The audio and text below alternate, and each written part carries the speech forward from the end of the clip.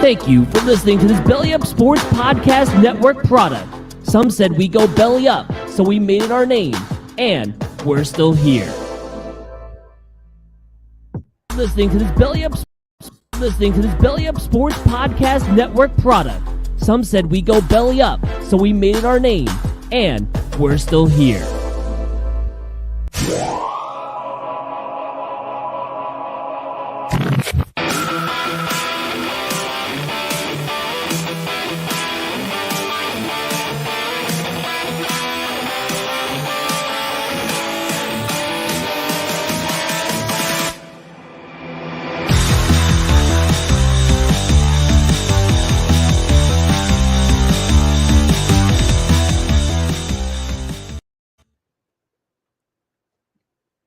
Technical difficulties today, but we're back, and it's the Scoreboard Addicts podcast. I'm Nick, and with me, as always, is TJ, who's hammered. Anthony couldn't be with us this week. He is a little under the weather, so it's just the two of us. And of course, Stat Guy Sal. And we're back for another astounding episode. Good times with good guys. That's it. Dad's not here. We're ordering pizzas. We're ordering pay-per-view. We're staying up till 3 a.m. It's over. Oh, That's man. Right. No rush. We're not even wearing We're going to pants. see how bad it's going to get without that guy, Rook, sitting around. He's really getting on my... I'm just having a hard time. He's really getting on my nerves, you know? At least we don't have to watch him freeze this week. Yeah, Optimum's trying to kick him off the show. But we got an outstanding episode this week. Got a guest coming on this week for our WWE Trivia. And a lot of news to talk about. Breaking news today. We're going to kick it off real quick with PGA Tour talk. We're going to keep Stat Guy Sal on with us for the whole episode, I think, right? What do you think, T? I think so. All right. Give the young buck some screen time.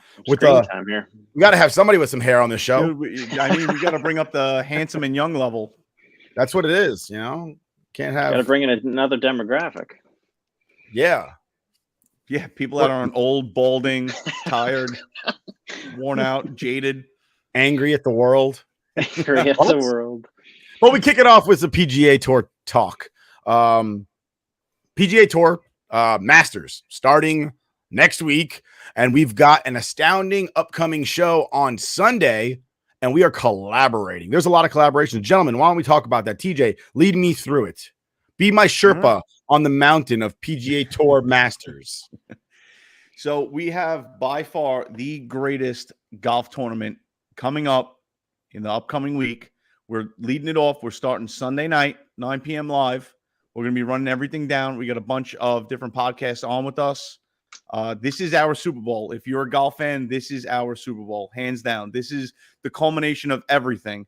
And to bring that all together, we have Tiger Woods in Augusta, Georgia, figuring out if he can walk Augusta, if he can play in the Masters. I mean, if this isn't setting up to just be a Disney movie, like overcoming all obstacles, like we're going to be present for possible history. I mean, this guy didn't know if he was ever going to walk again a year ago, didn't know if he was going to have two legs to stand on a year ago.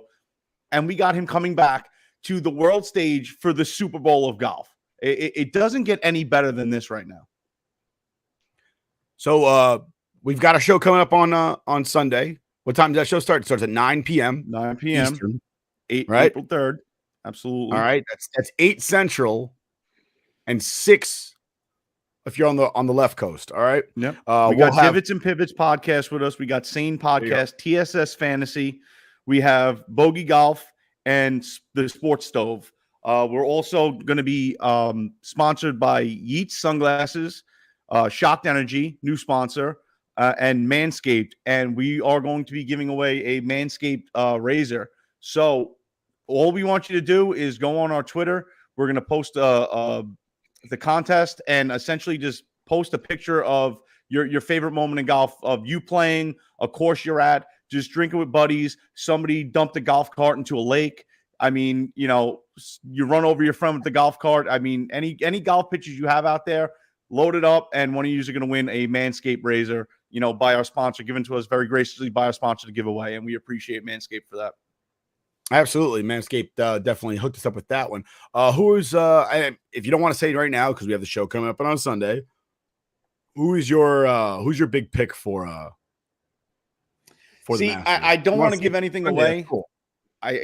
I'll not that it's some big surprise, but I mean, you have a deep field of players, and if Augusta National has showed us anything over the years, you don't have to be the best player. You have to be the smartest, it's strategy. You're playing chess out there on the golf course. It's knowing how to play that course. And Augusta National is very secretive about everything they do. You can't go over there and take pictures. You're not allowed to bring a phone on the course. You have to put your phone in a locker if you're attending Augusta National for the Masters. They Really? don't disclose the yard. If you know, just so you know, if you're playing there like for yourself, you can bring your phone, take cell phone pictures, send it to your friends. That's not true, and it was a dead giveaway when you said you played it. But you can't bring your phone out there. There's no unauthorized pictures. They keep the yardages very secretive. I mean, they have only so much space, so it's all relatively in the same area. But you're talking about it sets up to be one of the most challenging, mentally draining courses to play golf on. I mean, the undulations, so I haven't been there yet. I always put in for the lottery to win tickets because I can't afford $5,000 on StubHub to buy a ticket. That's just not in the wheelhouse, especially when the tickets are $150 a pop. I'm not paying that kind of upcharge. But they say if you're there live and in person, it doesn't do it justice on TV. The amount of rolling hills, the fairways, the changes in elevation on the fairways, just the rolling greens, how absolutely mind-numbingly hard it is to play well over there. So it's not necessarily going to be the best player in golf right now. Scotty Scheffler, world number 1, just took it over John Rahm by winning the Dell Technologies match play. Had an amazing week, which Dell Technologies is a very draining tournament because you're playing match play. You're essentially, I think he played 118 holes of golf. So it's not your standard tournament setup. I hope he's not drained. I hope he's ready to come out and play the Masters. But it's going to be a who's who of who can get around that course and play to their strengths and avoid making mistakes. But I will say this, throw it out there. It's obvious. Do not count Tiger out of it. You cannot count Tiger Woods out of it. The guy won a couple years ago. Nobody thought he'd ever see another major again. I mean, the amount of trials and tribulations this guy has been through health-wise, his back surgeries. I mean, he won a freaking U.S. Open on with a broken leg or broken kneecap, whatever it was, torn ligaments in his knee. You cannot count this guy out. He knows that course like the back of his hand. And if anybody's a long shot to win, I think he's going off at had it right here. I want to say I think it's 5,000 to 1. You got to put him in play. I'll tease that out there. You got to have Tiger Woods in your list of potential winners. Even for $10, you're going to net a big win. So I actually love that. Again, we have our master show on Sunday. That's everybody will be working with. I'm looking forward to it. I'm not crazy into golf, but I am excited about this. I love working with the other guys on our show or on our network rather. And Anthony says Nick has never played it in Augusta. That's not true. It's just not right. I'm the only one of us have that have actually been to Augusta, but I drove to Augusta. I'm excited about the show. Again, sponsored by Manscaped, Roku, Yeats, Shocked Energy, Pristine Auction, all sponsoring this event coming up. And I'm really looking forward to having a good time with the guys. We're finally going to get to meet Sal. We're going to have Sal in the Scoreboard Addicts official pub. We're going to get a couple drinks in him. We're going to get him. I'll see if I can make it. I might not be able to make it. Oh, you better not. You better be there. I'm going to try and make it. Son. Your job's on the line, sir. Make it. But I'll be replaced again, if I'm not there. That's Sunday, 9 p.m., 8 Central.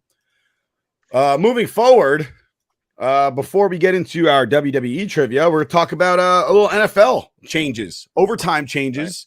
To the overtime. I guess Bills fans cried enough that now both teams will get the ball on offense. So it'll be a change where you can go for 2 at the if you're the first team that scores, you can go for 2. and then the other two, or you can go for a field goal, which I don't really understand how that was any different than how it normally was. But yeah, they changed up overtime, but it's only in the playoffs. What are you guys' thoughts on it? I'm not a okay. So I like the idea of both teams touching the ball on offense, but I don't like the way it came about. I'm never a fan of bitching and moaning for a change and then getting your way. I mean, if something's one way, just leave it that way. You know the deal. I mean, you got to win the coin flip, but let's not act like it's all based on the coin flip. You got to go out there and play defense. Play defense. I don't understand what's so hard about that. I mean, it's do or die. It's on the line. The game is on the line. That's like saying in hockey, well, we're not going to decide it by the first goal. We're going to actually play out another 20 minutes. It's like, no, that's not how it works. You either score or you lose. End of story. I agree. I feel like this is one of those scenarios where, and I hate when they change the game for one thing. It's always one thing, and it happens. T.O. broke his leg. We got to get rid of horse collar tackles. The other 90 bums that got injured the same way, nobody cared about. But right. T.O. got injured. We have to make a rule for him. Tom Brady broke his leg. We got to sit there and we got to make a rule. Can't hit the quarterback below the knee because Tom Brady got injured. Everybody else that ever got injured didn't matter. And now the Bills lose in the playoffs. Wow, what a shock. Like they didn't lose 4 Super Bowls in a row. Now you have to change the rules for them because they lost. I got news for everybody out there to include those Bills fans, all right? You were going to lose anyway.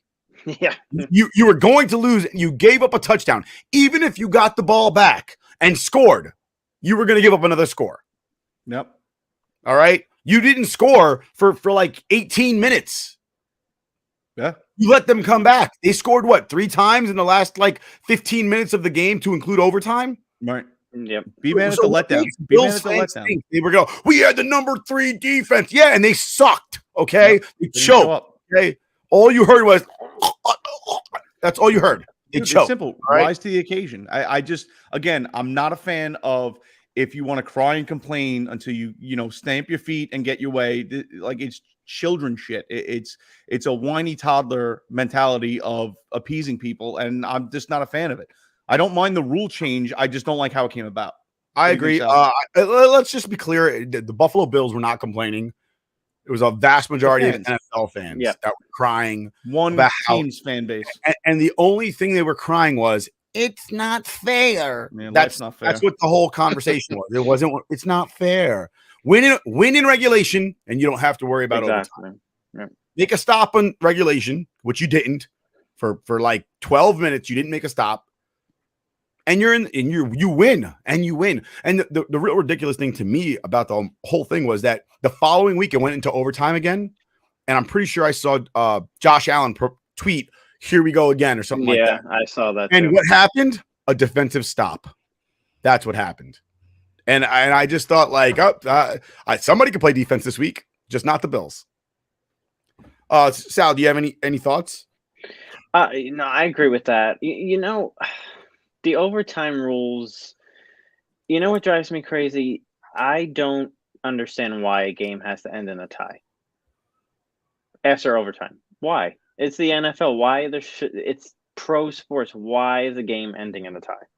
That's a rule that they should get rid of if they want to get rid of a rule. So there shouldn't be ties in the NFL. I agree. I hate ties, and that's why I love baseball, because a baseball game can't end in a tie. I think the reason they do it is because the players don't want to play more than a certain amount and run the risk of being injured beyond. That's the game. That's your job. Yeah, win in regulation. I don't disagree with you, but they got to work with the union, and the union has it built that way.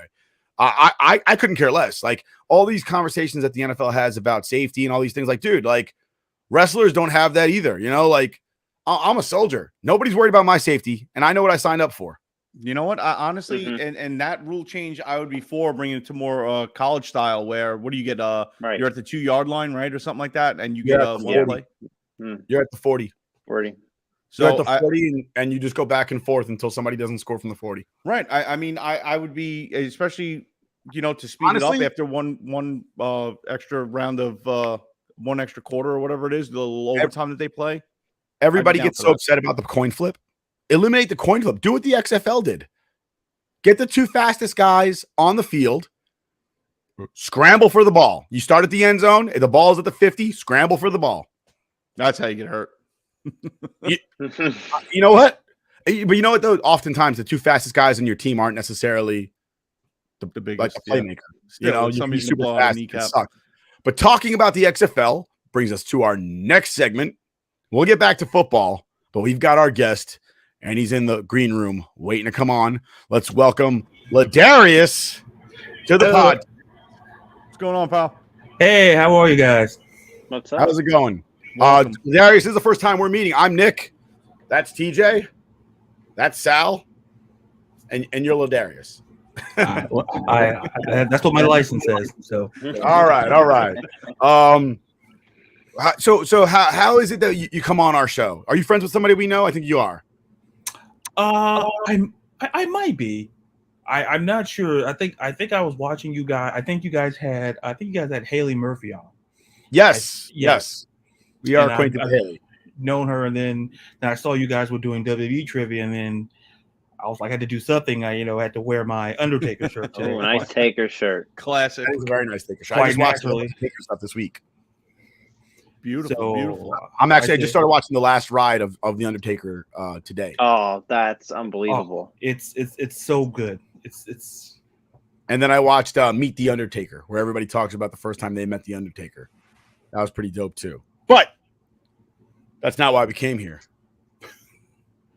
This is why we came here.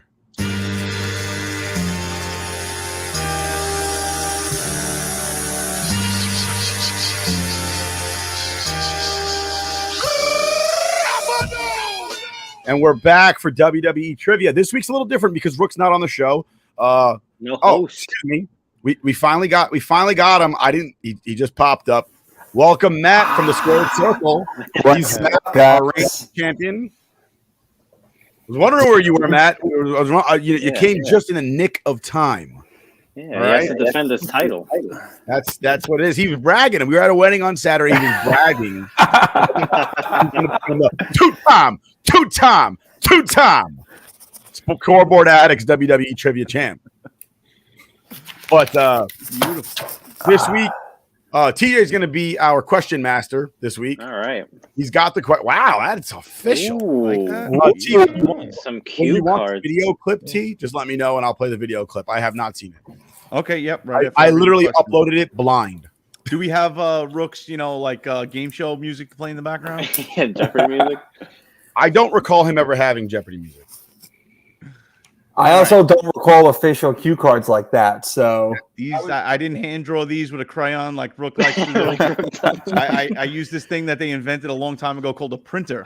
It's amazing. He also didn't let his cleaning lady throw it out because he doesn't have a cleaning lady. I don't have a cleaning lady. I'm not bougie like that. I have to clean up. I was myself thinking the like an same adult. word. I was like, he's not bougie. We all can't be lawyers. It's amazing. I wonder if he has somebody that wipes his ass too. Must be good to be a lawyer, making that lawyer money. But all right, here we go, boys. Ladarius, did Rook explain to you the rules and how it works, and that you need a piece of paper and a pen? yeah. I told him I brought a whiteboard. That's even get better. fancy. Even better. A whiteboard! Holy cow! First We're time over on here it, living in he's changing the game, folks. We're out here living in the Stone Age. He's over there in the 22nd and a half century with Buck Rogers and Tweaky and Dr. Theopolis. That's it, dude. going green. Yeah, absolutely. Saving trees using a whiteboard. What a novel idea. Just doing my part. All right, well, Doing let's my kick it part. off. Let's go. All right, here we go, boys. First question.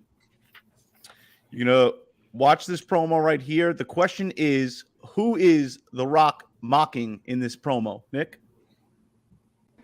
I'm gonna drink a big glass of milk, eat some chocolate chip cookies, and then maybe I'll take 3 Viagra.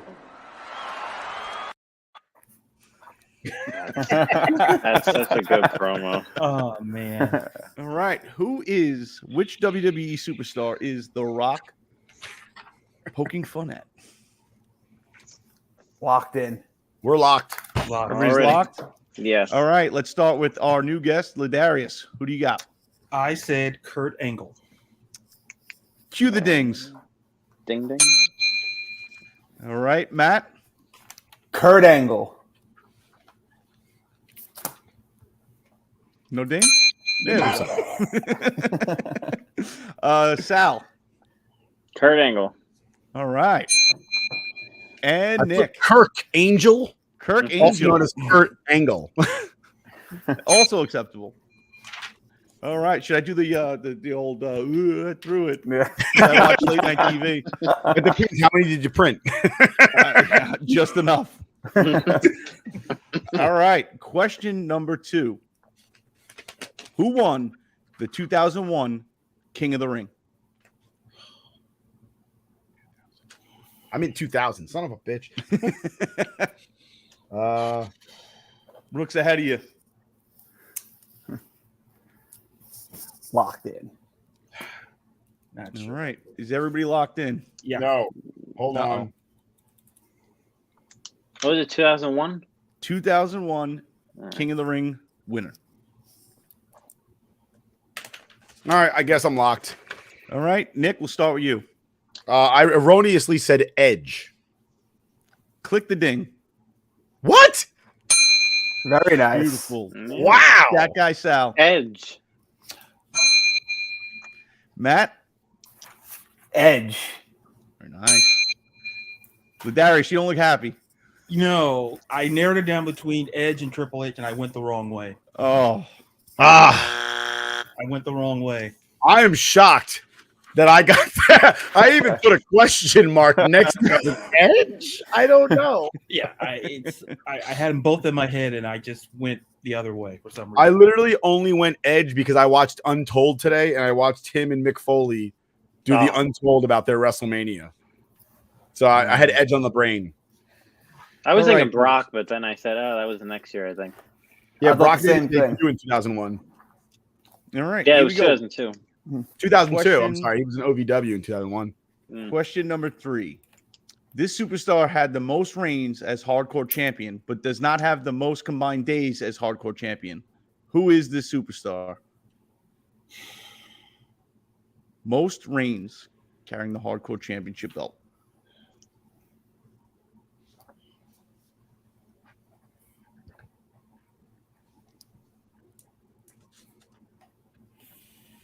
This is a good Brooks one. diving deep. Jesus. That's wrong. I can't spell. That'd be great if I can spell. Chance. Jesus. All right. Is everybody locked in? Yes. Yeah. All right. Matt, we'll start with you this time. I'm not too sure, but I'm going to go with Crash Holly.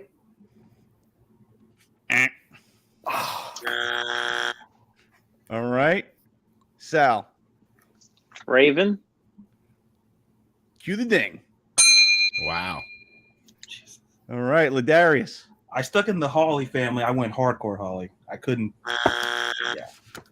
And Nick. And I said Steve Blackman. So Steve Blackman had the most combined days as champion with 172, Really? while Raven only had 84 combined days. So Blackman held it the longest as far as days, Wow. but Raven had the most reigns as champion.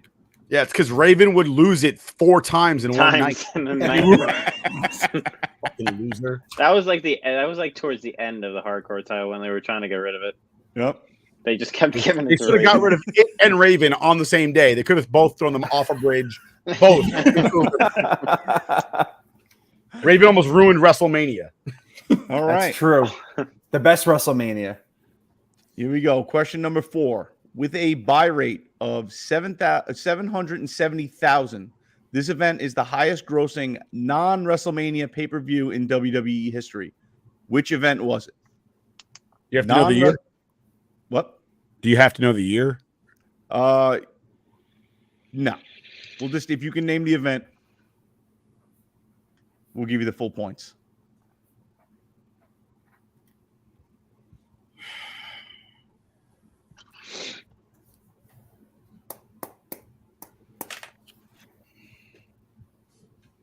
All right. Is everybody locked in? Yes. I'm locked. Yeah. Good. All right. Sal, we'll start with you, pal. The Invasion pay-per-view. Hit the ding. Can you tell us what year? For 2001? 2002? 2001. Well, Invasion happened in 2001. It would have to be 2001. Yeah. Yeah. Ladarius. Oh boy, should have wore a different shirt today. Yeah, Should have worn my the brown shirt. Yeah, the invasion slipped my mind. I went SummerSlam. The invasion slipped my whole mind. Matt, what do you got? I did the Royal Rumble. And I knew you were going to do that too, by the way. And Nick. I went with No Mercy. But I figured, why name a video game after a pay-per-view nobody saw? That's true. All right. No video game called Invasion. All right. We got question number 5. Double Jeopardy time. You got to risk whatever points you want to risk. Yeah. Sal, what do we got as far as points? I have 8 points. Nick has 4. Matt has 4, and Ladarius has 2. All right. So write down the points you are wagering.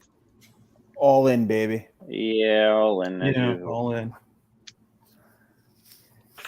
I went with the TJ special 3, baby. Keeping himself 1 point for a sneak win. I like it. Here we go. And I love, God, I love Rook. But, you know, when I started doing these cue cards, I figured I'd just write the questions down. Yeah, that was a mistake. Oh, my God. Yeah. I don't know why all the pomp and circumstance, but I'll read it anyway because Rook put the time and effort in. He copied it and pasted that shit from a website he found it on. Probably.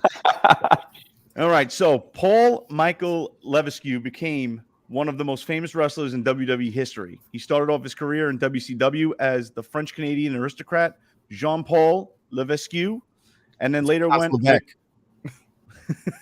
and later went as Hunter Hearst Helmsley when he signed with WWE, later dropping it to just Triple H. He gained popularity amongst fans by joining Degeneration X stable during the Attitude Era, going on to become the WWE champion and a staple in many main events throughout WWE history. One of those main events was the first ever Elimination Chamber for the World Heavyweight Championship. 6 men would fight, 5 of them trying to dethrone the game, and only one of them would succeed. Who defeated Triple H and won the World Heavyweight Championship? Come on. God damn Is it. it more than one name? No. I'm locked in. I'm locked. I am locked and I am loaded. Everybody's good? Yes. Nice shirt. Thank you, sir.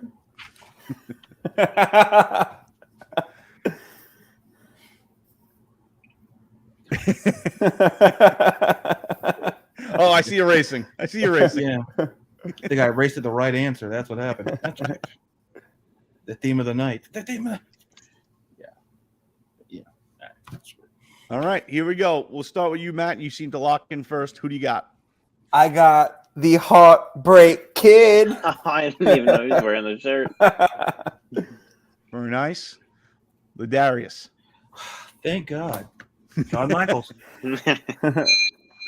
Stat Guy Sal. Shawn Michaels. Wow. And Jabberjaw Nick. Shawn Michaels. All right, so I believe we have a champion in Stat Guy Sal, risking all his points. I went all in. Yeah. But just for fun, not really a question. You guys could throw them out there. Can anybody name the 4 other wrestlers that were involved in that Elimination Chamber? Chris Jericho. Kane. Kane. Booker T. And RVD. Very nice. Right. Anybody want to throw out there what year and what event that was? Survivor Series 2003. 2002. Oh, 2002. Oh, it's 2002? Oh, yeah, you're the right. champion falters. He stumbles at the line, but still crosses it by a long shot, by an exceeding pace. Awesome job, Sal. As Hey, always. Sal, do you have any words that you want to put out there? What do you mean? Would you like to thank anybody?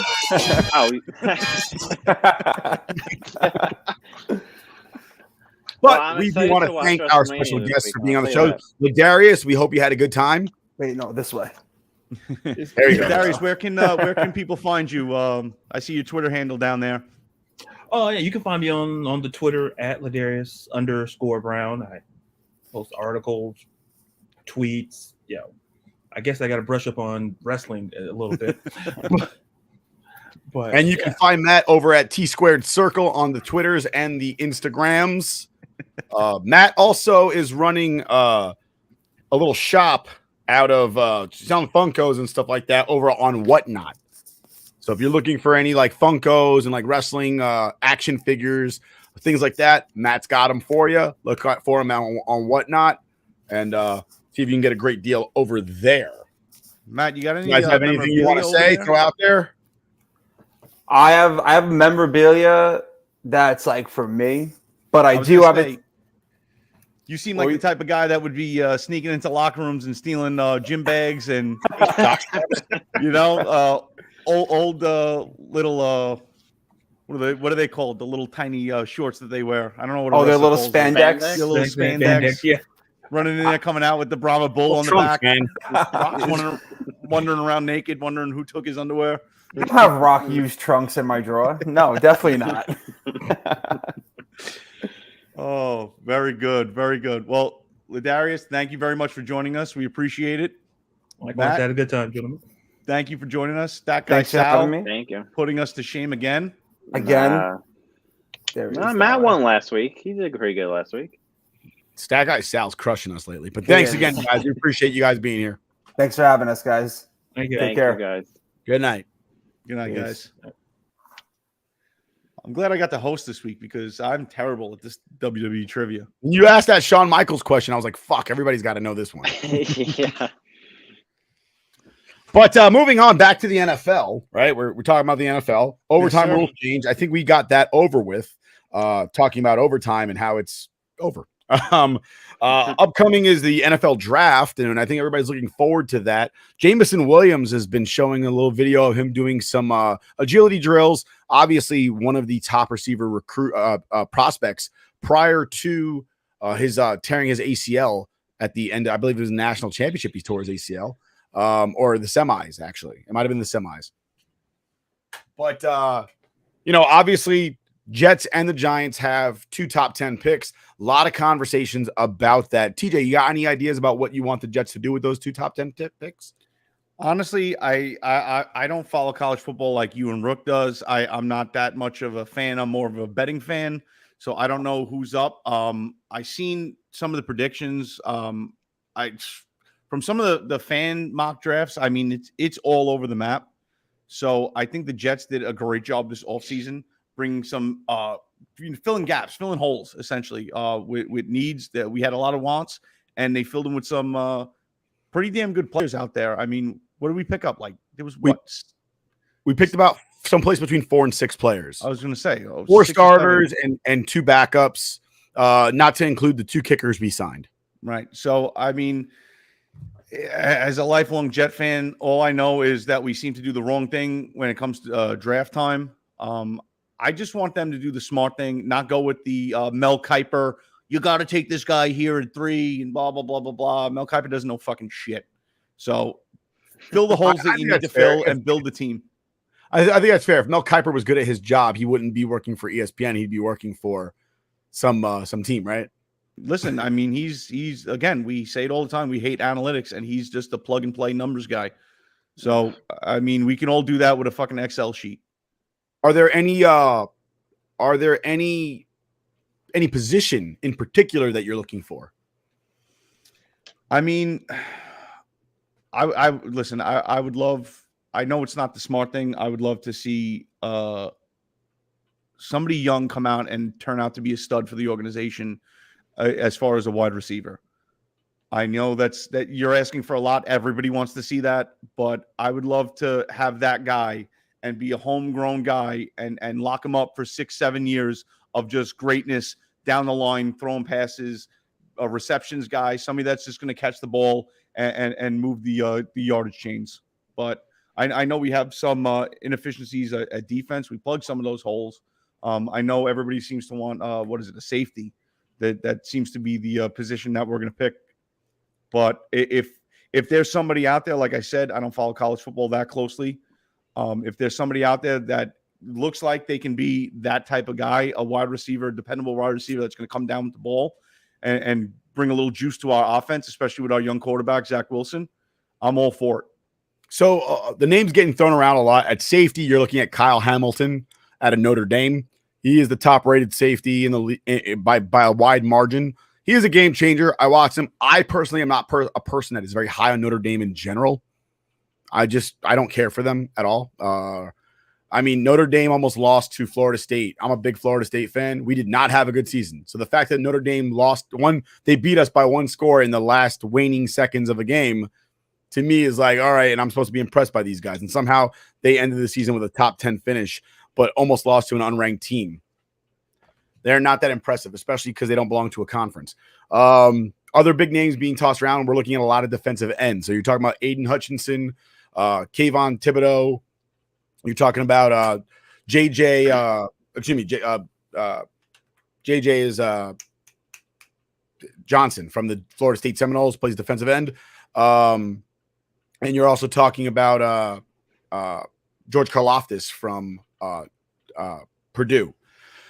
Those are, and also Walker from Georgia. Those are a lot of names getting kicked out. I'm seeing a lot of talk about Johnson or Thibodeau. Either Thibodeau up at the 4 spot, and that's a consensus, like he's going top 5. Aiden Hutchinson's going number 1 overall, more than likely. A guy out of Michigan, big guy, reminds me of like a Joey Bosa type. He's going probably number 1 overall. We're not getting him, I don't think, unless something drastic changes between now and the draft. Who knows? Anybody could pull a Sonny Weaver Jr. and just draft out of their ass and mess up everybody else's draft. As far as wide receivers are concerned, top 4 are probably Drake London, in no particular order. All right, in no particular order. We're talking about Trayvon Berkeley, Drake London, Wilson from Ohio State, and possibly Chris Olave from Ohio State as well. Me personally, I like Wilson a lot. I would love to see Wilson to Wilson for a touchdown. Say that would be something fun. I'd like to get Iron Eagle just going off on the radio. Wilson to Wilson down the line, touchdown. Yeah. So, those are the big names getting tossed around for the Jets. Sal, are you a Giants fan? You don't really follow football? I'm a Giants fan. I don't really follow college football that much, but I know the Giants have 2 big picks, the 5th pick and the 7th pick. So Joe Scone better make some good picks, because with Gettleman the last few years, we haven't made the best of picks to improve the team. What are some of the needs the Giants have other than a quarterback? Yeah, they have a lot of holes. Maybe some on this O-line, maybe a defensive end, quarterback, obviously, but I don't think they're going to draft a quarterback with Daniel Jones. So not this year. Not this year. We'll see how Daniel Jones does this year, but I don't think they're drafting a quarterback this year. Maybe next year. Right. Yeah, I don't think so either. What number pick did the Jets have? Jets have 4 and 10. Oh, all right. A lot of people talking about drafting a defensive end at 4.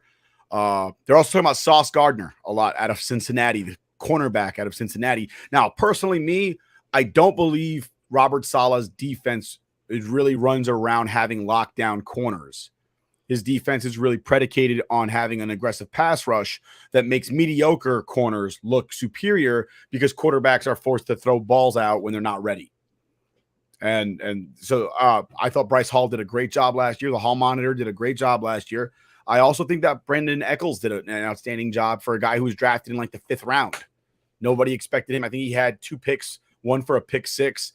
I think he was up there in the tops for pass deflections for the season, which is I didn't see that coming at all. I don't hate the Sauce Gardner pick. I just think that the hardest position to fill in the NFL is quarterback. And I don't think there's anybody in the football world, whether you're just reading the newspaper about football or you're playing in football in the NFL, that would say that finding a quarterback is not the hardest thing to do. And the best thing that the Jets could do, or any team for that matter can do, is take a young quarterback and surround him with weapons to succeed. And so if that means drafting 80 wide receivers to make sure that Zach Wilson is our guy, what I see a lot of is I see a lot of people saying the Jets haven't had a pass rusher since John Abraham. That's what I keep seeing that everywhere. The Jets haven't had a quarterback since Joe Namath. If we're really going to start comparing apples to, If we're going to talk about what we really need, nobody ever won the Super Bowl because they had one defensive end that was amazing. You might win the Super Bowl because you have an amazing defense collectively, but there have been teams that win a Super Bowl simply because their quarterback was incredible. Yeah. I mean, that's just Can't how it argue with is. For the Jets, do you think Zach Wilson's the answer? I hope so. I think he has enough I think he talent can that be. he could be. I think everybody was down on him last year, me included, because he came out and he was very flat. He was making subpar passes. He was throwing behind receivers. He just wasn't in sync with it. But you know what? This is his first year in the NFL. It takes time to develop the speed. The NCAA and the NFL are two different speeds. Okay, you could be playing on a team where you have the best guys in your general region, in your side of the United States, playing against guys, especially depending on what conference you're in, that are subpar. So if you have the best guys at receiver, yeah, you're going to dominate. If you have the best tight end, you're going to dominate. If you have the best running back, you're going to move the ball and you're going to open up options to be able to throw the ball downfield. When you get to the NFL, these guys they were the best guys. They were all there. Right. They were all studs, and you're playing against studs in pretty much every position. So it takes time, and there's a reason why people get, they talk about developing. And you know what? Unfortunately for the Jets and their needs, it seems that every time you pick up a quarterback, it's essentially out of the need. We need to fill a hole, and we need a new quarterback. And hey, kid, throw your fucking helmet on and figure it out while you play. And you have 16, now 17 games to do that. It's not the easiest thing, but I think he came on strong at the end of the year. I think the passes he had to Berrios, I mean, they were lighting it up, and he was hitting him in stride, and he's a fast son of a bitch. So, I mean, I liked what I saw in that last 4 or 5 game stretch. So especially against the Bucks. Yeah, I think I just cranked my volume and it blew out my ears. Sorry. I think that Zach Wilson 100% can be their answer. And I think this year is going to be a proving ground year for him. So we'll see. But I think the more talent you surround him with and a healthy team. I mean, how many players did we lose in the preseason that deeply, deeply tore a gash in our game plan? We lost four starters on defense pretty much within the first 2 weeks of the season. Yeah. We lost too many guys on the offensive line. But, Zach showed a lot of improvement toward the end of the year. No turnovers in the last 4 weeks of the season or 5 weeks of the season, which I thought was very impressive considering how much he turned the ball over early on in the year.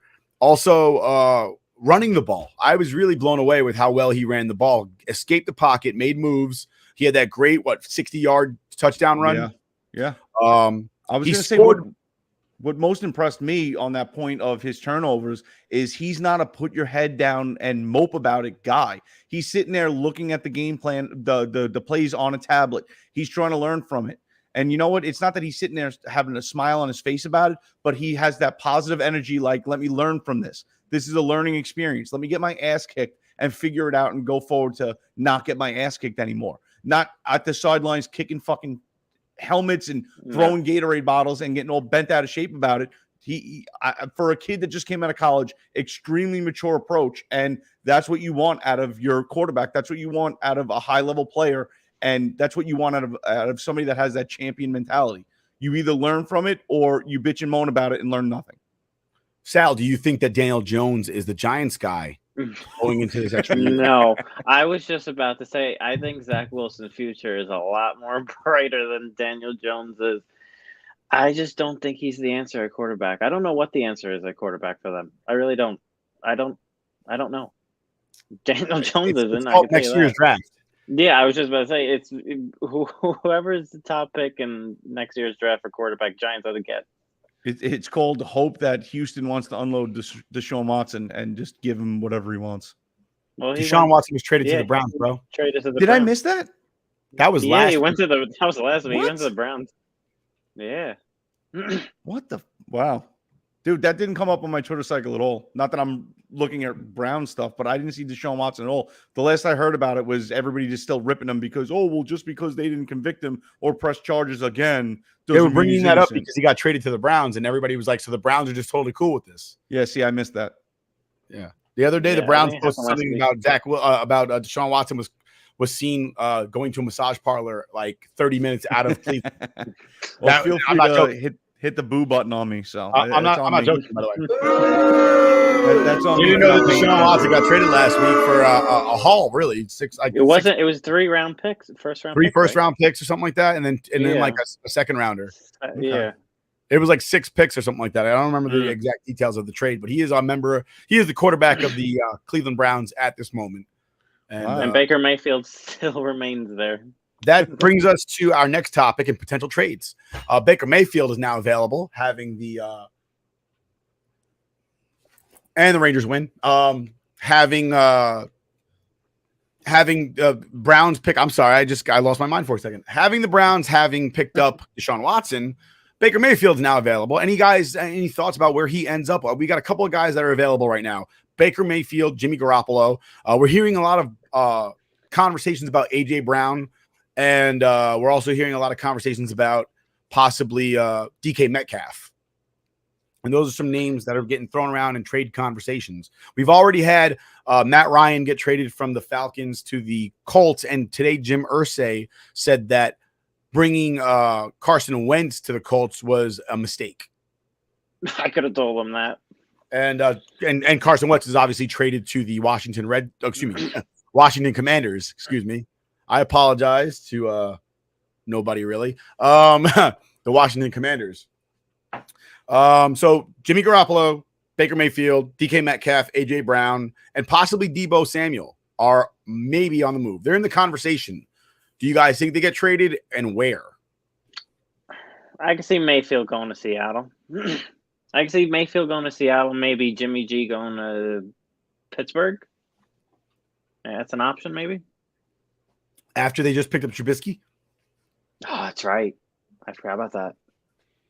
Yeah, so where would Jimmy G go? I'll take Metcalf on the Jets. I'll take Metcalf on the Jets. That's a big conversation too. The problem with that one is do the Seahawks trade with the Jets again after what happened the last time they did? I mean, if they want a first round pick, why not? They're not going to get a first round pick. You don't think so? You don't think they're going to give up 10 for him? They're going to get 2 2s. I wouldn't give up 10. You don't think? I mean, the caliber. They're not going to sign him. What does he have? 1 year left? Something like that. 1.5 years, 2 years, maybe. We have the cap space room though. We do. No, we've already given him a contract talk. Like we've already said out there publicly. Like somehow, some way, somebody found out at the owners' meetings that the Jets said we'll give him $25 million a year. Dude, I mean, if we were gonna get the first round 10th pick for a trade and sign for a 3, 4, 5 year contract, I would take that right now. Yeah. I mean, it's the 10th pick. I mean, listen, historically, most players come a lot later in the draft that turn out to be studs. So is it like so Metcalf versus a roll of the dice, and especially if you're going to get that trade and sign, why not? So the two twos are actually worth more than the one. Okay. As far as the trade value chart is concerned. So our 35th and 38th pick or whatever the 2 picks we have are in the second round combined are worth more than the number 10 pick overall. Okay.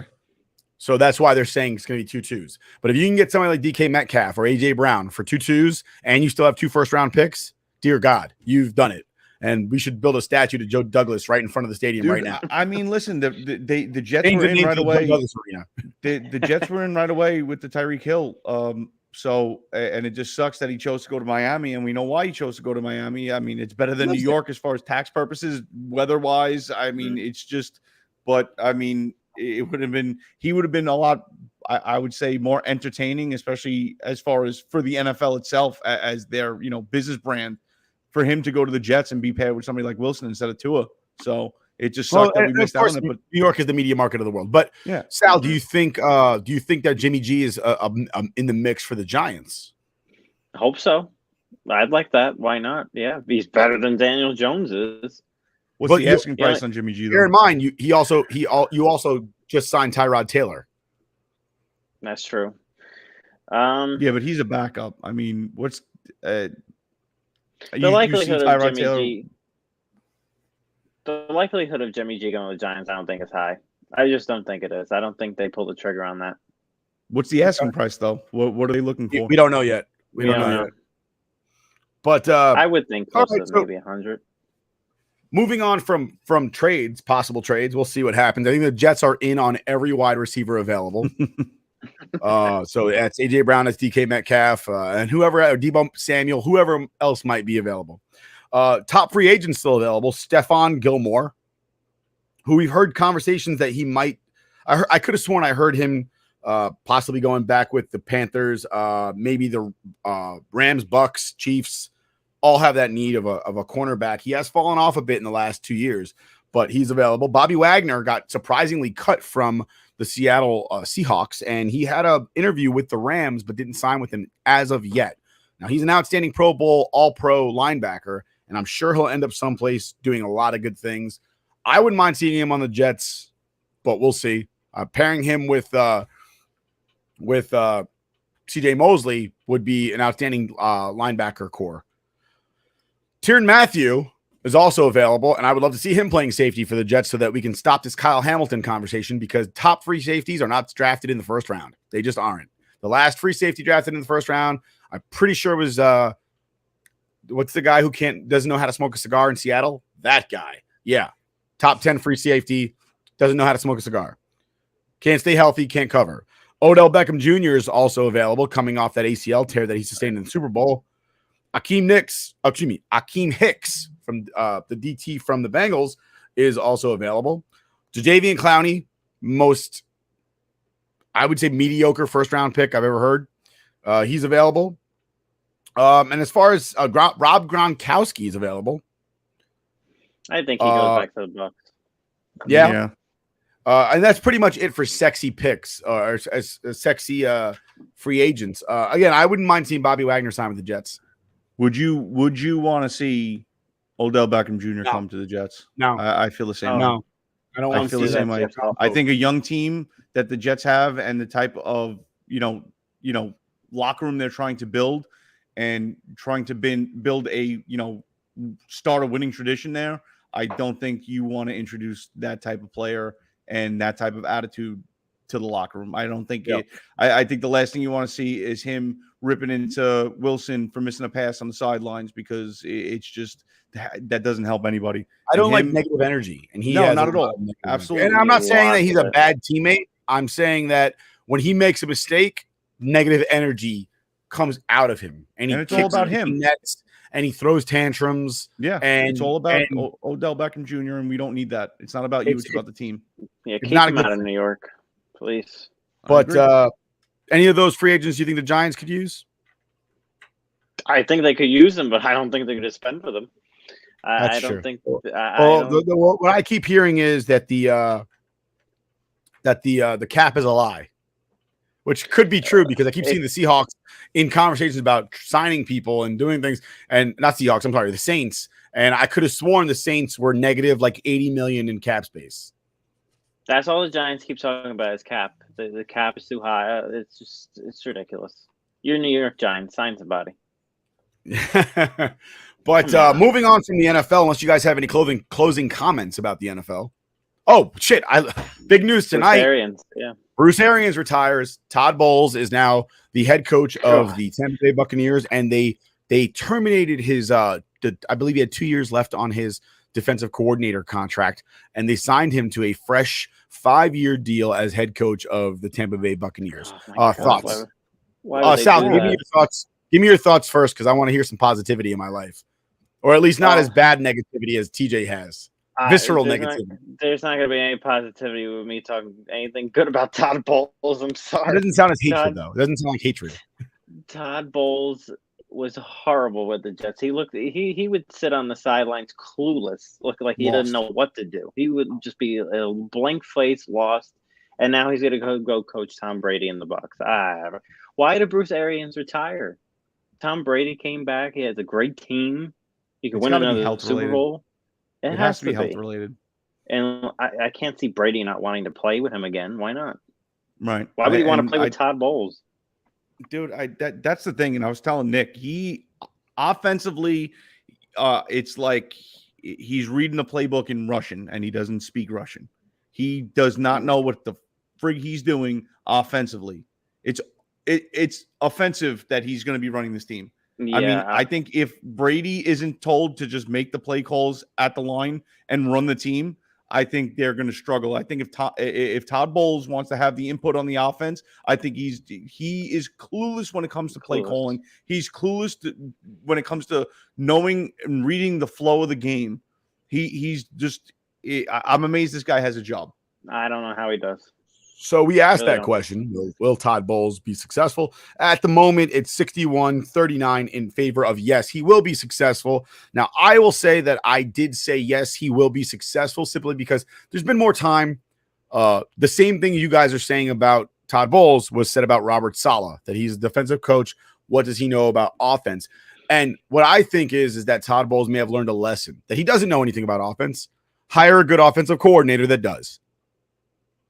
I think Bruce Arians staying in the front office, I think that also helps Todd Bowles with his decision of who the offensive coordinator will be and how efficient they will be at calling plays. Yeah, when you see Todd Bowles like this on the sideline, Bruce. Yeah, but again, if before the season starts, Bruce Arians is like, dude, hire this guy to be your offensive coordinator, and that guy just calls the plays. That's it.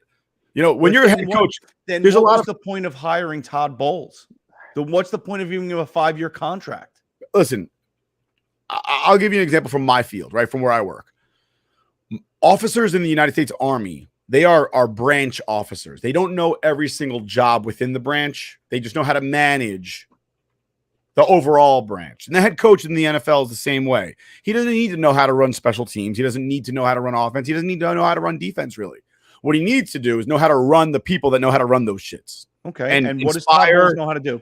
What does he know how to do? I don't know. I'm not in the room with him. I couldn't tell you. But we watched him as the Jets head coach for a couple of years, and it looked like he didn't know what the fuck was going on. At the same time, though, during those years, there was a lot of dysfunction outside of the head coach.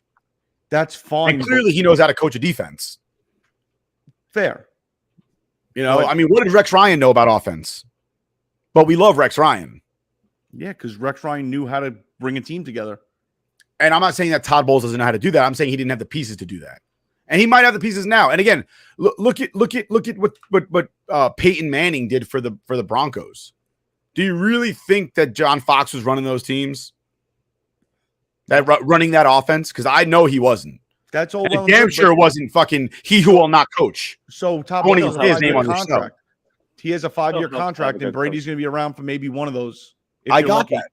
I got that. I just don't understand that, giving him extra time and not saying, hey, you have a 2-year contract. You're going to play it out as the head coach, and we'll see what happens from here.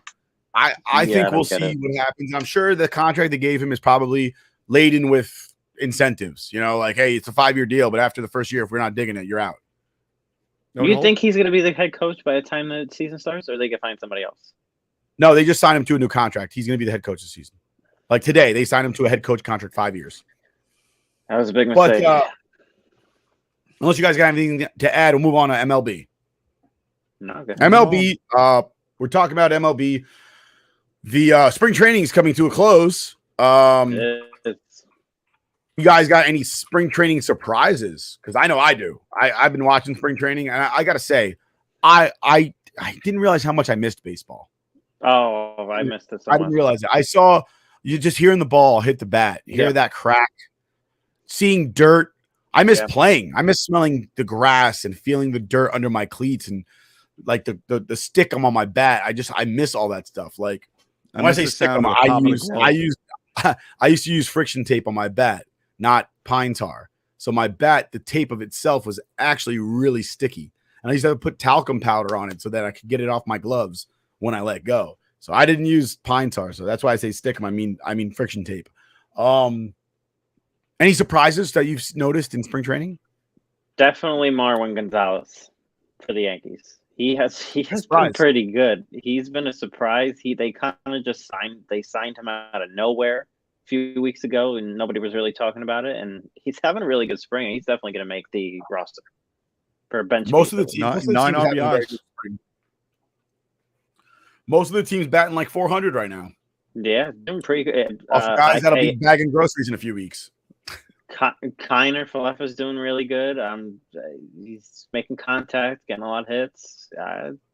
I like him at short. I think he'll do good this year for us at short. Definitely. I think he can be a Didi. Yeah, I see him. Yeah, I see him bringing the vibe that Didi brought to this team. Definitely. I see Gallo and Donaldson striking out a lot. I see Donaldson being a surprise. I see him having a really good season. I see him at least hitting 30 and maybe like 85, 90. I honestly 85 don't RBIs. think, I don't think he'll be able to survive under the scrutiny of New York. Ooh, I don't He's know. very He has an emotional. edge. He has an edge. to Yeah, he's himself. very emotional. And I think that the minute somebody ticks him off, look at what happened last year when he talked shit about Garrett Cole and everybody got on him. What did he do in that game? Well, that's because He Cole struck out 3 Garrett Cole. times. Yeah. He struck out 3 times. You know, some people aren't meant for the big moment. You know, I mean, and I can't think of his big moment. Speaking to Garrett Cole, I think you got to start the speculation that is it all spider tack? Is it all coming from Houston and whatever they were doing over there? Clearly something, nefarious that everybody's friggin' spin rate went through the roof. And then all of a sudden they get rid of spider tack and Garrett Cole falls apart. And now starting in spring training, he does not look like what we're paying for. I think that's going to be the biggest problem for the Yankees, that if he gets off to a slow start and he's just not dominant, he's going to have a rough go of it with Yankee fans getting on him real quick.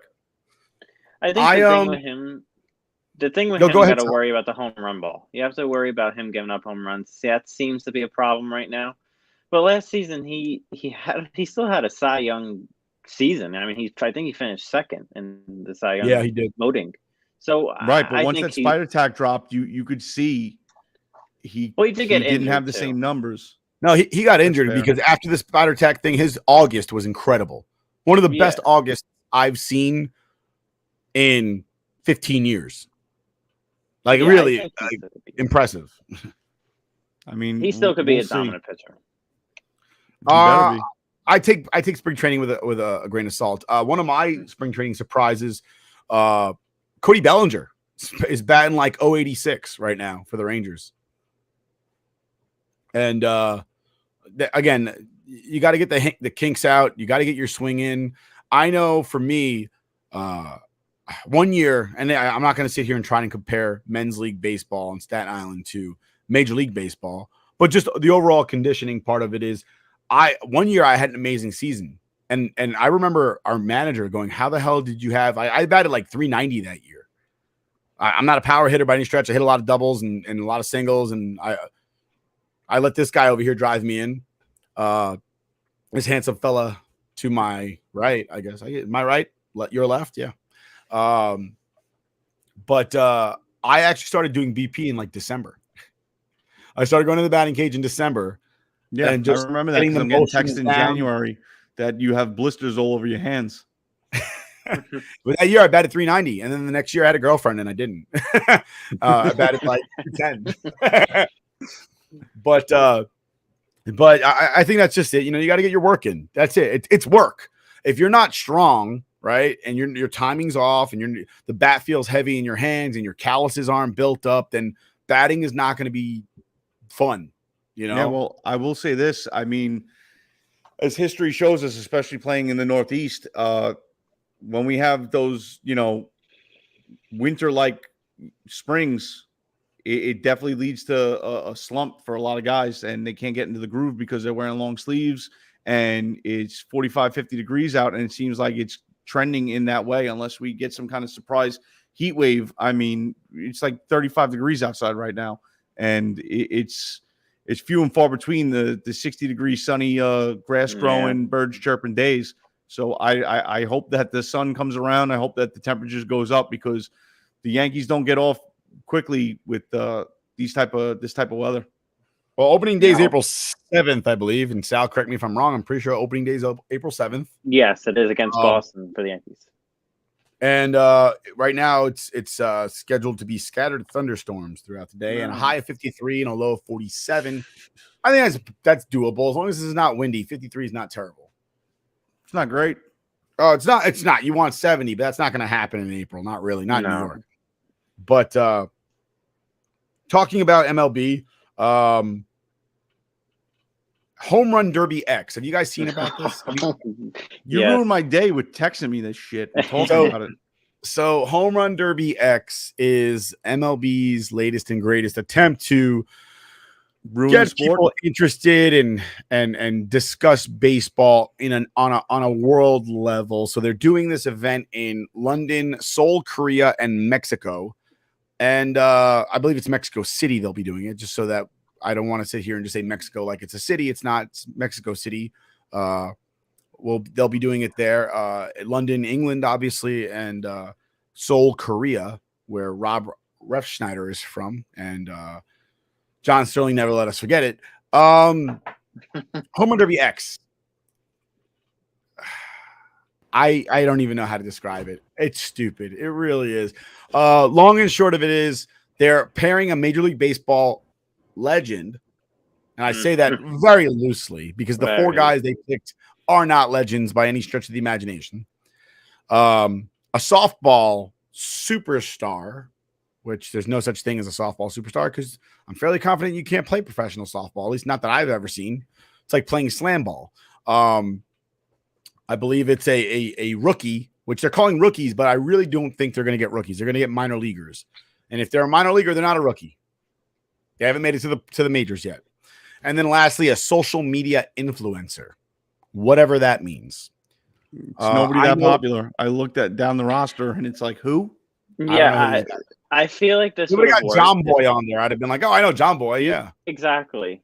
If this would have worked if they had like bigger names on there, at least. Like you picked social media influencers that have I have no idea who they are. There's zero One of those clout guys is around it, British. and none of the MLB players have clout around them. Exactly. If they're not legends, you're not bringing in Jason Giambi to hit dingers and bring back that good That feeling would've been of. cool.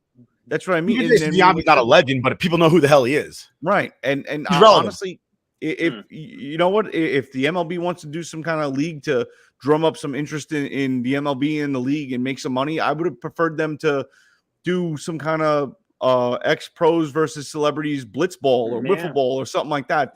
That would pique my interest more than this faux pas home run derby. I mean, social media influencers that are barely going to get the ball out of the infield. So as far as I understand, the social media influencers, I don't think they're necessarily American social media influencers. I'm fairly confident one of the guys is actually British, which makes sense because they're going to be doing it in England. So he's big with one of the FCs out there. So he's going to be standing there in a Manchester United. No, he's not. He's trying to kick the ball. I believe he's Chelsea. Ultimately, they made it so that you can only hit a home run through the alleys in center field. Home plate will be elevated on a stage, as will the pitcher's mound will be elevated on a stage. Four teams are represented: the Yankees, the Red Sox, the Dodgers, and the Cubs. I get Yankees and Red Sox. That makes sense. And Cubs and Dodgers kinds of seems arbitrary. They don't have a rivalry. If you would have said Cardinals and Cubs, okay. Dodgers and Giants, okay. Well, Dodgers they brought in because they're a high money team. So yeah, I don't disagree, but I'm saying the Cubs that doesn't make sense. It just doesn't. It just doesn't. The Cubs have that MLB legendary team status. Yeah, nostalgia. To say that the Giants don't is ridiculous. I'm not saying they don't, but I mean, in that case, bring in the Reds because they're the oldest professional baseball team. Yeah, dude, I don't think they can make this work. I don't think there's anything that they're going to do. I don't think this is going to get any type of attention. I think it's going to be a joke. I think that somebody thought it was a great idea and decided not to put any money behind it because that's how you got the players you got. I mean, so let's talk about those players real quick. Right now, run it down.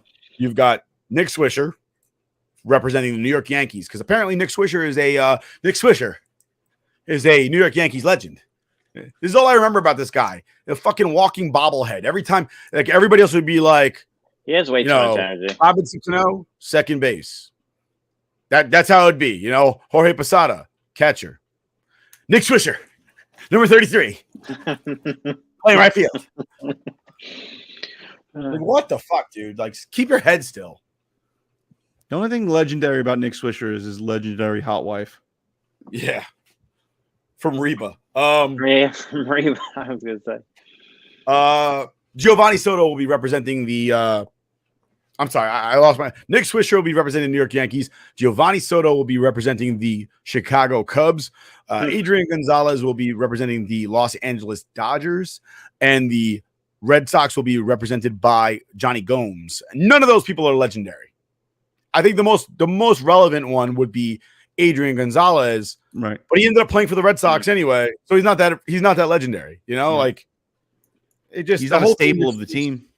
It sounds like dirt, like trash. Like if they would have got Luis Soho to do it, I'd be more excited than Nick Swisher. At least Luis Soho has 3 World Series rings. Yeah. You know, They should have just got more different people altogether. Like they could have did this so much better if they picked the right people. And they could have picked old timers. They could have picked Rock. They could have picked Tim Raines to represent the Cubs or the Yankees, and I would have been happier about it. There's so many better things that you could have that people would want to see. You know what I want to see? I want to see a legendary home run hitter, okay, play with a metal bat, not a college dead metal bat. I want to see a metal bat. No one's allowed out in the friggin' stands in the outfield because somebody may die. There's a pitching machine. Dude, a pitching machine or just some dude wearing Kevlar and a little hole in the net that he's lobbing the ball through and then getting behind a bunker and covering and just people teeing off. But, that's Home Run Derby X. The thing that bothered me the most is that the advertisement showed current players like Mookie Betts, Aaron Judge, and Giancarlo Stanton, and I'm like, none of those guys are going to be there. But New York City's open for sports. The mayor announced last week that they're getting rid of the vaccine mandate for sports, and I want to say that the Mets and the Yankees had a lot of influence on that, and it benefits the Nets because Kyrie Irving is now allowed to play in Brooklyn like he always should have been. That being said, perfect segue. Let's talk about some NBA. So Sal, talk to me about the Brooklyn Nets and the New York City Knickerbockers. Big news from the Knicks this week. But before we get to the Knicks, let's talk about the Nets. Okay. Well, the Nets had a good game last night against Detroit. They won, but they worry me. They worry me a lot. It was a close game against Detroit, and Detroit sucks. You should be blowing them out. You got Durant, you got Kyrie now who can play home games. It shouldn't be a 7-point game at the end of it. Should be like a 20-point lead you should have. It shouldn't be a struggle. So they kind of struggled a little. And Ben Simmons worries me. I'm starting to think that this trade was a flop because Ben Simmons has not played one game yet with the Nets. I get he has back issues. I get he's not in game-ready shape. But come on. I mean, this is turning into a big flop especially if Ben Simmons doesn't show up for the playoffs. This is a really bad trade if he doesn't. Speaking of trades, it seems that Julius Randle has requested a trade away from the New York City Knickerbockers. And I don't think there's too many Knicks fans that are upset about it at this point. He seems to be cracking and buckling under the pressure of not being successful in New York, which so many people have done. In multiple sports, there's so many guys that come to New York. They think it's going to be all peaches and rainbows. They get here, they flop. The fans let them know it, and they crumble. I don't get that because I don't get how that happened because he had such a good season last year, and then they signed him to this big contract, and I guess the weight of it just affected him. I don't know because he had a great season for the Knicks last year. I really thought he was going to be the answer for them, and it's turning out that it's not going to be the answer for them at all. He's getting traded. The answer looks like RJ Barrett. Yeah, I was about to say RJ Barrett looks great. He really does, but you got to surround RJ Barrett with some stars, which is hard to do for the Knicks. Well, it depends. What do you get back for Julius Randle? I'm not sure. Not much. I shouldn't say not much. I guess. Well, I don't know possible landing spots for him. I don't know where to go. That's the tough one. Who wants him? I don't know. And who wants that contract? Do you think that you get a 1-for-1 with another disgruntled player? Because it seems like Mitchell out there in, I want to say Sacramento. Am I crazy? No, I think you're right. All right. He's disgruntled. He's been pretty vocal about it on social media. Do you do a 1-for-1? If it's possible, yeah, why not? Is there anybody you think you can get away with a 1-for-1 on? You know what? You know what I just thought of? What about Westbrook? What about Westbrook? Wow. Why not? That's a thought. I mean, Westbrook is a former MVP. I don't know what the hell happened with Russ. I don't know either. I think going to the Lakers was a big mistake. When he Yeah. got traded there, I said, "Wow, that's going to be a horrible trade." And it turns out it was a terrible one. Last night, I don't know if you guys saw, but last night he was at the press conference after the game, and he basically, right in the middle of the press conference, just got up, walked out, and got pissed off and left. I'm all right with that. Yeah, I'm not a big fan of the media. but he's getting aggravated. Yeah, I can imagine. I can definitely imagine. But moving on from the NBA, let's talk about the NCAA. We got the Final Four coming up, correct? Am I crazy? Yeah, it's coming up. That's right. Final Four coming up, and the big game is going to be Duke versus North Carolina, which we have never seen in a tournament before. This is a special year. This is a special year. Duke, North Carolina, ancient rivalry, hatred for a lifetime, a decade, to when the dinosaurs roamed. Duke hated North Carolina and vice versa.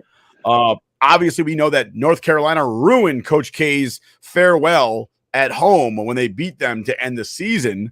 And now they're meeting each other in the Final Four for the first time ever. This is big news. Talk to me, Sal. What do you know about this? Well, I was shocked when they said that North Carolina and Duke have never faced each other in the Final Four. I was like, they have such a long history. How have they never faced each other? But I guess not. I think Duke wins. I think Duke pulls off a victory against North Carolina. And then you got Villanova and Kansas and the other side. And I think Kansas is too good. To be honest with you, I think Kansas wins it all. I don't think anybody's beating Kansas. Yeah, I got Kansas win it all. I think the fix is in and Duke wins it all. Well, because the fix is in. Not because they're good. If the fix is in, Duke wins. If the fix is in for Coach K, then Duke definitely wins. But if there is no fix, I'm going to go with Kansas. Well, all right. Kansas not going Duke. I got to say, I'm not a big NCAA guy, but I like to watch it to bet a little bit. And I tuned into a few of the St. Peter's games because I love seeing people get mad that their brackets get busted, man. And watching a 15 seed get into the Elite Eight, making history. I mean, dude, I thought it was awesome. I love scrolling through Twitter and seeing everybody bitch and moan about this team and just not embrace the Cinderella story because they were just ruining people's betting. They were ruining brackets. I love it. My bracket was ruined after the first round. I just threw it out. I was like, I'm done with this. I'm not paying attention to this anymore. Dude, when we used to do the pool at work, I would literally, everybody would pitch in $100 to do, however many lines that is. It was like $10 a line or $5 a line, whatever it was. I would hand over my 100 and be like, you guys pick. Just want to be part of the action. And shout out to St. Peter's too. What a great run they had. They put Jody great State run. They played hard. Mm. They, what? Unlikely team to make it to the Elite Eight or even the Sweet 16. And, they turned some heads and ruined a lot of people's day. Oh, yeah. Couple mortgage payments aren't getting made this month. That's right. But shout out to them. Mortgage payments. Talking about mortgage payments, we move into Does Gen Z Know? Because Gen Z will probably never know about mortgage payments because they can't afford houses. The last 2 weeks, I have been shut out with Gen Z, so I better do better. Absolutely. Nick, you have the questions? I have the first video. I don't have all the questions. Do you have the questions? No. Come up with something. I have the first. All right, I'll come up with something. I have the first video right here. Sal, tell me what video game system this commercial is advertising for. Some of you believe your system is the most advanced in the universe. Let's review the numbers. Sega Genesis is 16 bits. 3DO is 32 bits. The Atari Jaguar is 64 bits. Which is more advanced? Clifford! 16 and 32 are less than 64. So with 64 bits, 3D graphics, real-world animation, and lightning speed that you can only get with Jaguar, which is more advanced? Clifford! Can you repeat the question? Oh, I messed that up because it told you what commercial, what it was for. So, excuse me. I believe the question was. It was the old Atari game, right? It is. It is the old Atari Jaguar. With Pac-Man and all that stuff. No. Atari Jaguar was Atari's attempt to actually join the ranks of Sega and Nintendo in the 90s. It was a 64-bit before Nintendo, which was called Nintendo 64. That being said, I do have a question for you. Okay. All right. Check it out. In the 90s, there was a TV show about anthropomorphic animals that flew in a plane that landed in water. The pilot of that plane was an anthropomorphic bear. What was that bear's name? Was this like a kid's show? Oh, yeah, it was absolutely a kid's show. And the bear is famous for other things other than that show. Let me think. I'll give you a hint. It's a Disney show. The Disney show. And it involves a bear. I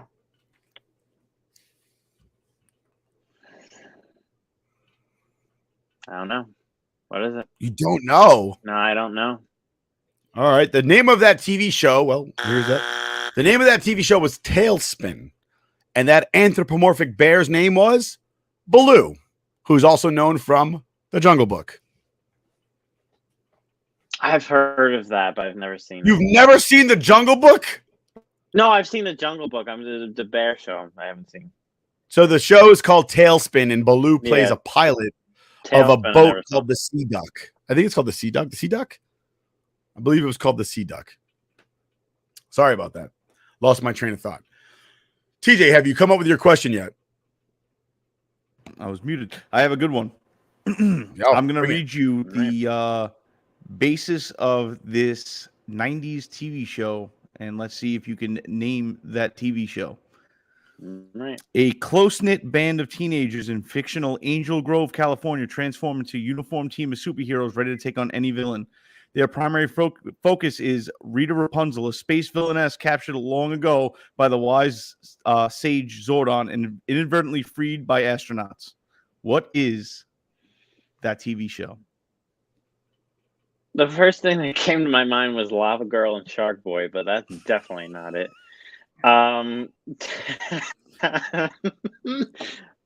Angel Grove, California. Rita Rapunzel. Mm-hmm. Her name is Rita Repulsa. Repulsa. Sorry, I read that wrong. Dude, I was on the spot. Kiss my ass. The normal villains that they would fight, the regular henchmen were called the Putties. Oh, I definitely. They just rebooted this like recently, like within the last 5 years. They just rebooted all the time. Originally a Japanese TV show that they they rebooted it into a movie with right. Elizabeth Banks as Rita Repulsa.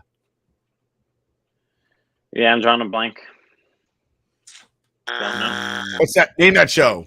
That show is Go Power Rangers. Mighty Morphin Power Rangers. And you got to say Mighty Morphin because there's Power Rangers Dino Squad and Power Rangers CO, and Mighty Morphin was the original OG Mighty Morphin Power Rangers, which was so incredible because was the toys were amazing. Right. They took a TV show from Japan and all they did was film a bunch of American teenagers while they weren't fighting as the Rangers, but all the original fighting and when they're in costume, they're essentially at least the first season, I'm not sure about after that, was just a reboot or a reprint of the Japanese Mighty Morphin Power Rangers. Do you know what my favorite thing about the original Power Rangers is? The Green Ranger with the flute dagger? No, I have two favorite things. My first one is that the Yellow Ranger, whenever she is shown in her costume, is actually a guy. Really?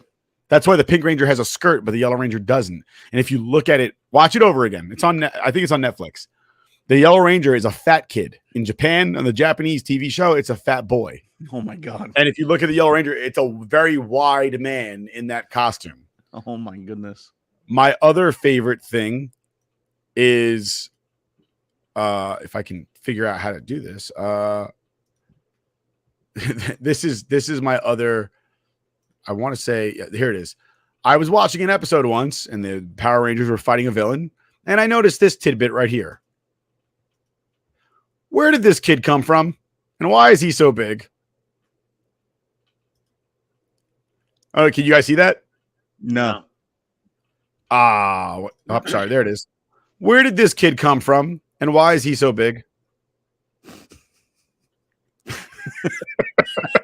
I mean, these two are supposed to be the size of a building, right? Like, where did this kid come from? And why is he so big? He just wandered on set. Oh, wait a minute. Yeah, he's just a random kid. Wandered on set. He wasn't a part of the American series. I have to imagine he had to have been part of the Japanese series. That's all I can think of. But that's does Gen Z know for us this week. And before we go, we're going to talk about some Rangers. Rangers win again tonight. I don't have to blame Dave Coulier for jinxing us as we played the Detroit Red Wings, and we're on a little bit of a streak, a little hot streak. 4 points last 2 games. We are now firmly in, I believe, 4th place in the league. Not just our, not our division, but actually it is our. No, we're 3rd in our division and 4th in the league overall. Colorado up on top. They're ahead of us by 7 points, but we're only separated from 2 and 3 by 3 points apiece as of right now, this moment. And what do the Hurricanes have on us? They're leading the Metro. They are up by 3. 3? They're up by 3, as well as Florida. They're up by 3. And do we have a game in hand on them, or I think we have a game in hand on Pittsburgh? It's on Pittsburgh because we just beat them yesterday. Yeah, yesterday, 2 days ago. Vetrano looks great. Dude, I was going to say, I mean, Vetrano, I was questioning it. I was a little bit peeved. Not that I wanted Giroux coming to the Rangers, but that we helped Florida clear some cap space to get Giroux by picking up Vetrano. But he has come out like all systems go, firing on all cylinders, and he seems to fit in with this team. The team is very fast-paced, move the puck, and keep it going. I think we got the Penguins to ice the puck like 15 or 20 times in that game. We outskated them coast to coast. And I mean, in 7 games, Vetrano has 5 goals. Then you have Kopp with 4 games. He has 1 goal, 5 assists. I mean, they got guys that seem to just mold in with this team like they've been here all season. And the youth is up. The speed is consistently through the roof. It's just we're grinding out and we're winning. I'm shocked Georgiev won tonight. Yeah, absolutely. It's funny. Like I've seen a lot of people on Twitter post a little while ago. It's like, how do we continue to take subpar teams to overtime, but we can just destroy like the Penguins and get big wins against Tampa Bay? And yeah, it's one of those things where it's just a weird. I don't know if it's not a letdown game. I mean, we got stuck with that trap game against the Devils, and that hurt for rivalry reasons. But essentially, we lost to a team that's going nowhere anyway.